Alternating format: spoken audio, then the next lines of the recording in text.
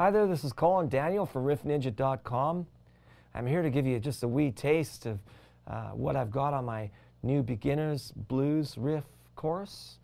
Why don't we get started? This riff has got a string stretch in it. That's our trick for today. String stretch is when you stretch the string to another note above it. A stretch isn't a random pitch, it's actually the pitch above it. We're going to stretch on the first string.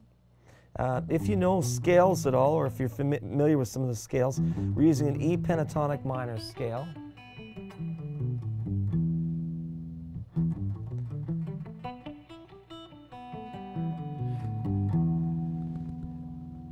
Okay, that's the E pentatonic minor scale, and we're taking it out of that, so we're in the key of E. E blues, E pentatonic minor, E minor. This riff works well in those keys. And we're going to stretch the first string. We're going to stretch it a whole step. Now I use another finger in behind it when I stretch, because as you get closer to the string nut down here, it gets a little more difficult to stretch the string because of the tension. Whereas when you're in the middle of the fretboard, you know, you'll have an easier time with it because the string has more elasticity to it. It's not quite as tensioned. So we're going to stretch from the third fret, first string, to the pitch at the fifth fret, first string. And I'm using my second finger underneath it. For a beginner, you might find this a little difficult, but it's really good practice. And the trick is that when you stretch up, if both your fingers are too weak, get the other finger in behind it, you know. I could, if I needed to, I could use all three fingers. I think the second finger for me is enough. Because you got to remember, when you're doing that stretch, it's not for like a whole minute or 15 seconds or whatever. It's just... That's what I've got tabbed out for you. So that string stretch is very quick. It's like going... So you could actually get around the string stretch by just sliding up or slurring the riff, or just going, you know, to the high A on the fifth fret. But that's the note you're stretching to. So I stretch up, then I come back down. Now the trick is, when you stretch up, like I get my fingers, the fleshy part of my finger here, I get it to dig underneath the string and push up. And I kind of have to grab the neck of the guitar more like a baseball bat and wrap my thumb around it. And of course it depends on how big your hand is and how thin the neck is this way. But a string stretch is probably one of the most difficult technique things to accomplish, but it's a heck of a feather in the cap when it comes to adding personality and character to your riffs. So this is something you really need to practice. And I don't want to waste your time with something you don't need, but this string stretch thing is a real issue. So bear with me, and I'm sure if you have a little patience with yourself, you'll get it. So again, I'm actually stretching the third fret, first string. But because I know, and because I have to do this slow for you, I need a little more strength. Otherwise, normally I might just use my third finger and not worry about it too much. But for the sake of you being a beginner and probably going to struggle with this a bit, I'm using my second finger in behind it. You see, the second finger doesn't affect the pitch on the third fret, but it can help. So a good trick when you're practicing the stretch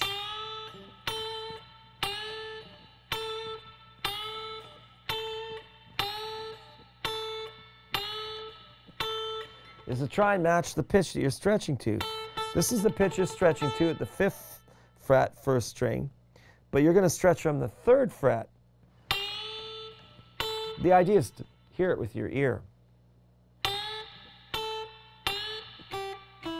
So the trick is stretch up and then mute the string as you let go of the stretch. And I mute with my right hand with either your palm. My trick is because my next my next string that I pluck is going to be an upstroke. So I'll go pick down and stretch up.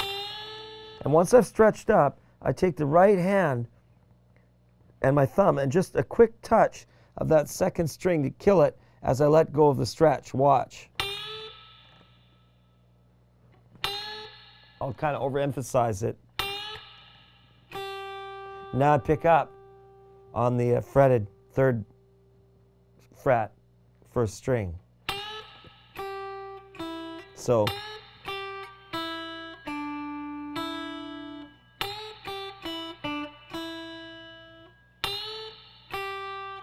down, stretch up, release the stretch. That'd be the first section or the first part that you'd want to practice.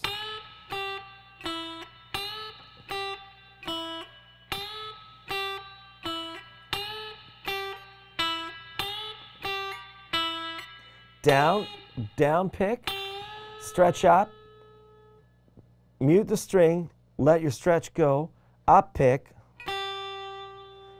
down pick, up pick, down pick.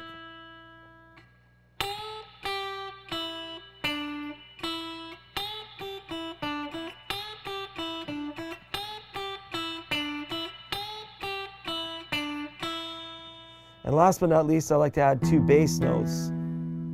Low E and E at the 2nd fret, 4th string. So I'll go through that. It's hard for me to hold that stretch. So if I'm talking and I release the stretch, it's because I don't want to hold that stretch for 10 seconds while I explain it. It's like pick, stretch, pick, stretch, kill it, let the string snap back, pick up. So then open. So down, up, down. Now cross over to the 2nd string, 3rd fret. Up pick that on the 3rd fret. And then down pick the open E on the 1st string. All together.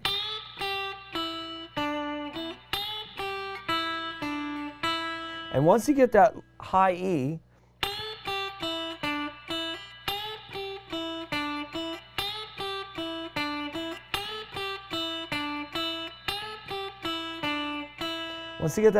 ringing, leave it ringing, hit the low E and the E on the 4th string, and you get this.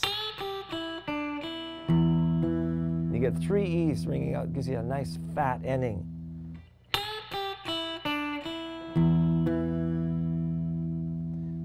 Okay, I'll do it a little slower again.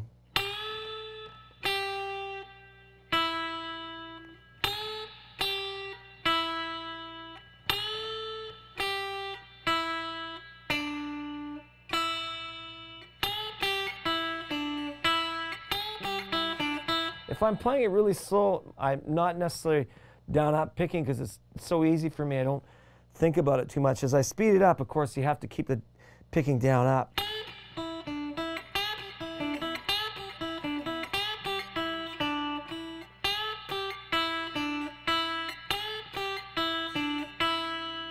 Just like that, and then add your 2 low notes. The low E on the 6th string. Keep your thumb out of the way so you don't kill that. That's an octave there plus the high E, right? So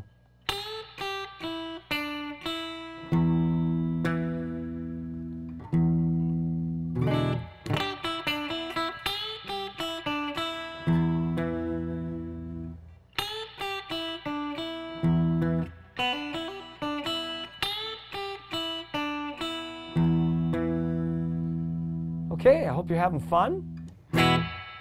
And if you thought this was an interesting lesson and you liked it, you can come and check out some more at riffninja.com/easyriffs. It's Colin Daniels signing out.